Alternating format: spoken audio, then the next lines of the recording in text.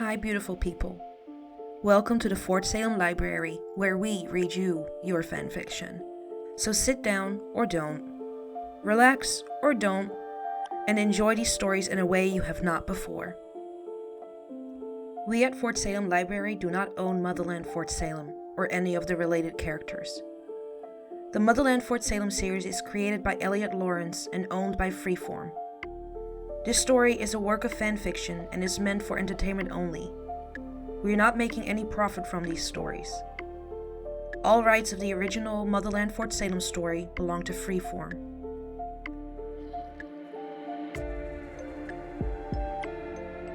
We also do not own Who Has to Know or any of its original characters and storylines.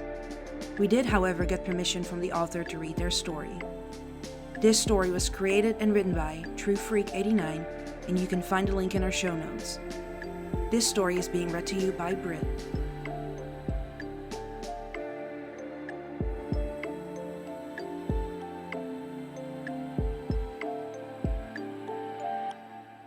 Who Has to Know? Chapter 1. Rielle Collar answered her cell phone with a heavy sigh after the third time it rang in as many minutes. I'm coming, she said, not giving her best friend a chance to speak before hanging up and tucking the phone away in the back pocket of her ripped skinny jeans. Rielle pulled on the flannel shirt hanging over her desk chair and grabbed her backpack from its spot by the door. She flew down the stairs, shouting out to her parents as she reached the bottom and yanked open the front door. I'm going to school. Bye, Mama. Bye, Pops. Rielle, you haven't eaten breakfast, her long-suffering mother called after the teen, but she might as well have saved her breath as the front door slammed shut behind Rielle. She trotted to the end of the drive where her best friend and next-door neighbor, Tally Craven, sat waiting for her in her car. Sorry, she said, throwing herself into the front passenger seat with a sheepish smile. I overslept. You always oversleep, Ray. Tally rolled her eyes, but the other teen was a good-natured soul, and her irritation didn't last long. Within minutes, she was animatedly talking about senior homecoming. Rielle, who couldn't care less about homecoming, nodded along like she was listening until they pulled up in the high school parking lot. Fort Salem was a small Massachusetts town with a single high school and more churches than coffee shops. Rielle had moved to the town from the session with her parents 4 years ago and had become fast friends with the bubbly redhead living next door. Tally, who was tall and graceful, was the polar opposite to Rielle, who could be known to trip over her own untied shoelaces at times. The pair climbed out of Tally's car, while their other best friend looked on from her usual parking spot. Abigail Bellwether made a show of checking her watch as they greeted her. You're late. Again. Abigail was a type A personality, and the last person in the world Rielle ever expected to consider a close friend. But the other girl's bark was worse than her bite. The pair had started off on rocky ground, friends only through Tally, who had known Abigail since kindergarten, but they had soon warmed to each other. The trio were practically inseparable. Tally slept in, said Rielle. What? No, I didn't. It was Ray. The redhead grew flustered, her cheeks turning the same shade as her hair. Relax, Tell. The only time you're ever late is because of Rielle. Abigail rolled her eyes. It was the same thing every time. Rielle Collar would be late to her own funeral, given half a chance. Rielle opened her mouth to defend herself when a muscle car pulled up in the empty spot beside Abigail's SUV, old-school rock blasting from the speakers at an obnoxious volume that set Rielle's teeth on edge. Morning, ladies, said the dark-haired teen who stepped out of the front passenger side. He flashed them a grin as he did up the single button of his suit jacket. As usual, he was far too overdressed for a day at school. Rielle wasn't sure she'd ever seen him without a collared shirt on, other than when he was in his lacrosse uniform. Morning, Byron, Tally greeted him with a cheerful wave before addressing the driver of the car as he slung his satchel over his shoulder. Hey, Porter, excited for homecoming? Sure am, he answered with an easygoing smile. Porter Tippett was the all-American blue-eyed boy that every small-town high school had. He was the star of the lacrosse team, and most likely to be crowned homecoming king. Rielle had to hand it to him, though. He was a nice enough guy. Hey, Rielle, Abigail. "Hey," said Rael, doing her best to ignore the dark-haired girl climbing out of the back of Porter's car. Scylla Ramshorn had her face buried in a book, and she didn't so much as acknowledge the other girls as she walked off ahead of the boys. Byron and Porter followed at a more leisurely pace, waving at the girls as they left. Rael watched Scylla walk off with a scowl. "She's so fucking rude." "Here we go again," Abigail chuckled. "Here comes another Ramshorn rant." "Well, she is," huffed Rael. There was no love lost between her and the other senior. Would it kill her to say hello? She thinks she's above everyone else. "Ray, be nice," scolded Tally. She knew all too well how Rael could get about the other girl when she get going. The two had butted heads right from the start in a clash of personalities. "She's right, Tal," said Abigail. "I honestly don't see what Porter sees in her. Like, I get Byron's his best friend, but it doesn't mean he has to put up with dating his sister. It's been 2 years, and he still hasn't traded her ass in. He could do so much better." "Guys, seriously, be nice. Scylla's had it really hard." "So her parents died. Boo-hoo. That doesn't entitle her to be a total bitch." Abigail gave a dismissive shrug of her shoulders. Tally gave up trying to defend the other girls and moved the conversation to what she'd be wearing for homecoming, knowing full well the best way to get Abigail to drop something was to distract her with something else. Rael popped her AirPods into her ears, blocking the conversation about dresses and sequins out as she walked into the school. Rael's locker was down the hall from Abigail and Tally's. She left them to go drop off her heavy calculus textbook. She wouldn't need it until third period, and she'd be damned if she was going to lug it around with her all morning. The downside of Rael's locker, other than being down the other end of the hall from her friends', was that it was right next to Scylla's. The other girl was already standing there when Rael walked up to the row of lockers. She entered the combination and popped open the locker, carelessly tossing the calculus book inside with a bang. Meanwhile, Scylla stood by her own locker, preening at her hair in front of a mirror fixed to the inside of the door. Along with the mirror were countless pictures of Scylla, Porter, and her twin brother Byron. The twins obviously weren't identical, but they both had the same striking dark looks. Where Byron was a social butterfly, Scylla was something of an introvert. Rael rarely saw her with anyone other than Byron or Porter. From what she knew, the twins had been close with Porter forever, and nobody was surprised when Scylla and Porter started dating a couple of years ago. Rael watched as the boys in question came up behind Scylla, wrapping his arms around her waist and making her jump as he scooped her off her feet. "Porter!" She slapped at his shoulder with a giggle that grated on Rael's last nerve. She slammed her locker shut, ignoring the couple. Her foul mood from waking up late carried over into the morning and the lesson before lunch. AP Biology. Rael normally enjoyed Professor Isadora's class. She'd had her for chemistry the year before, and the eccentric teacher insisted they either address her by professor or her first name. Her lessons were usually engaging and interesting, but Rael couldn't focus on what was being said. She sat doodling in her notebook instead. Her lack of attention didn't go unnoticed by the eagle-eyed teacher. "Caller, can you tell me which part of the brain you would find the auditory cortex?" Isadora stood at the front of the classroom, her arms crossed and her expression impatient. Rael looked up from the notebook to find the entire class staring at her. Her cheeks grew red as she struggled to recall the answer, despite Isadora having been speaking about just that for the last 10 minutes.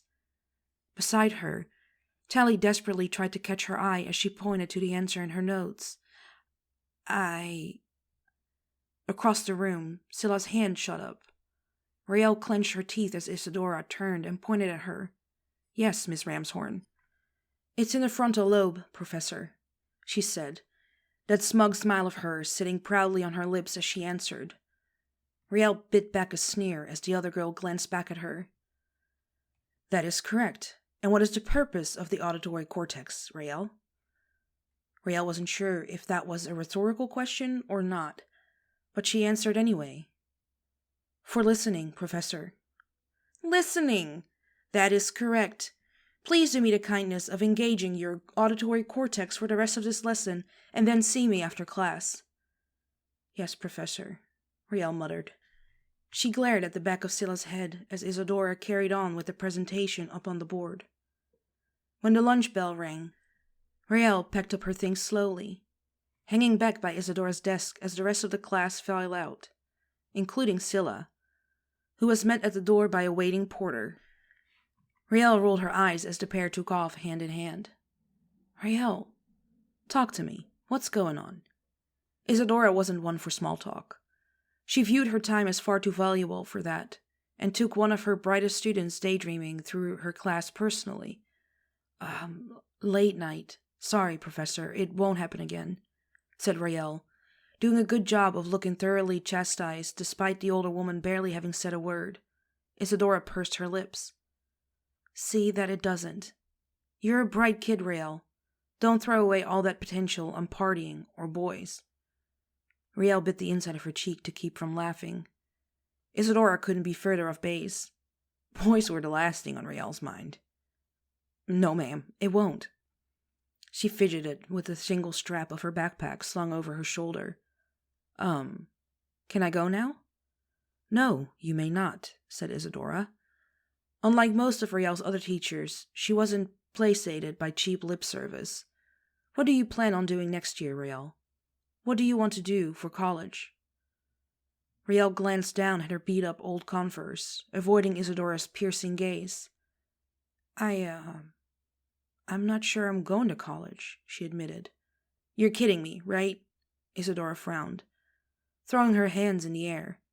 Riel, you're one of my brightest students. When you listen, of course, you can do anything you want. There must be something that takes your interest.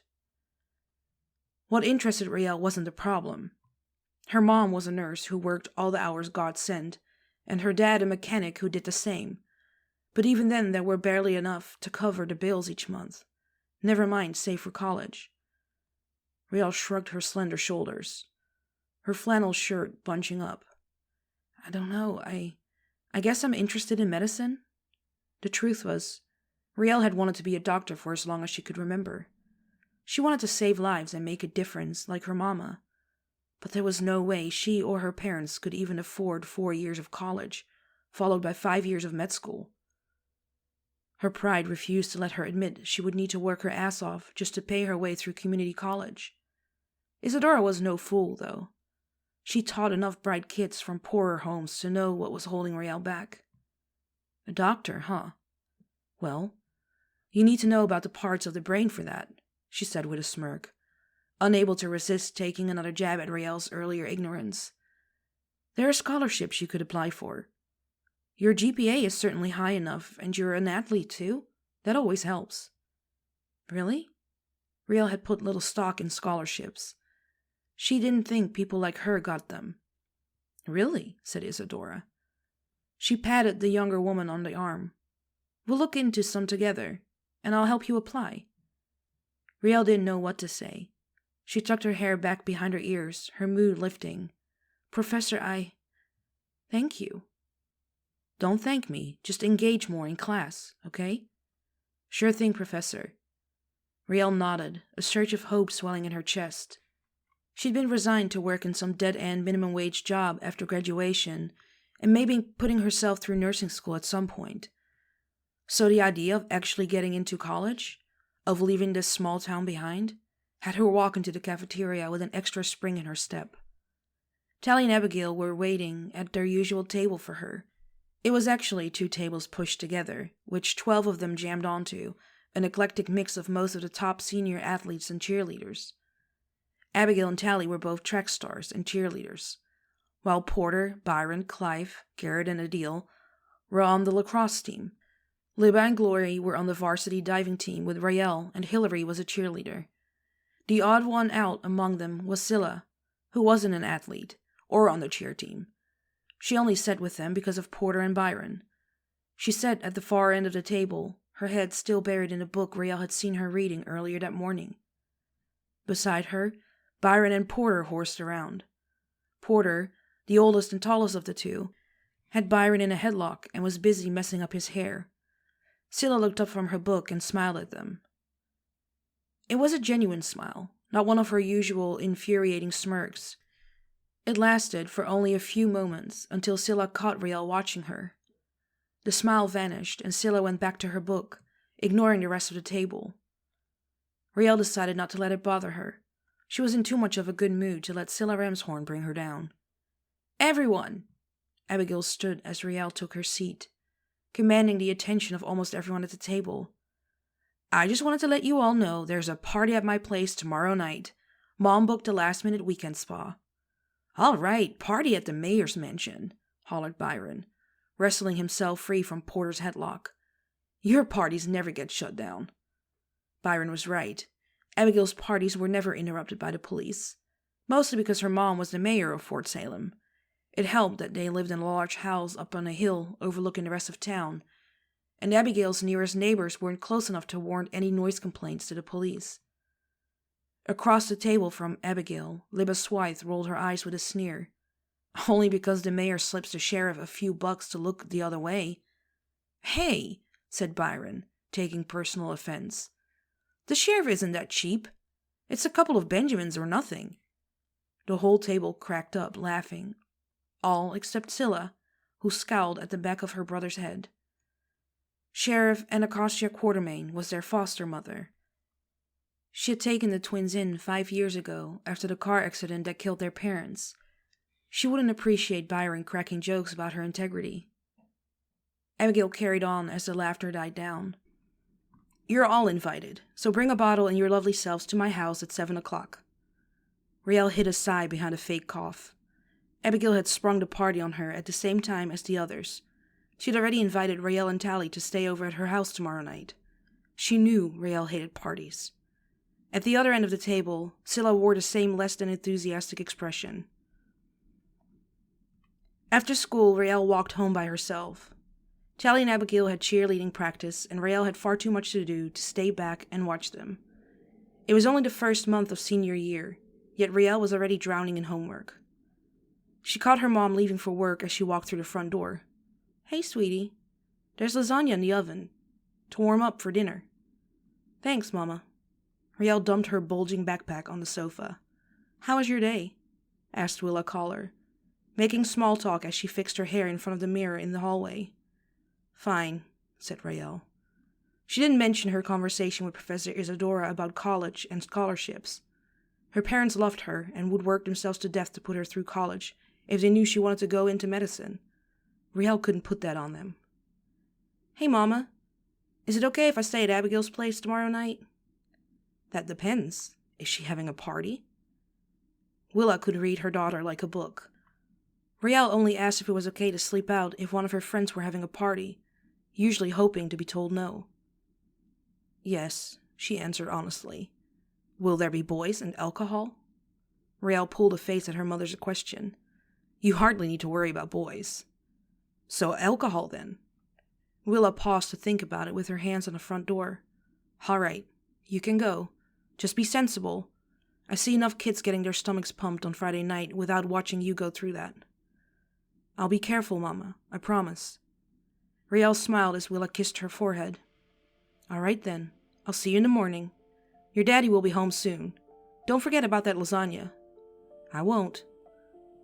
Riel started up the oven once her mother left and set a timer on her phone to remind her about it before she grabbed her school bag and trudged upstairs to make a start on her homework.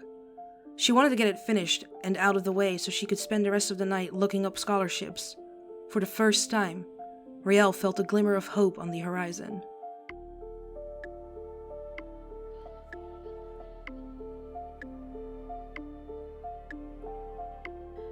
Please find the fanfiction you just listened to on Archive of Our Own and leave the author some love.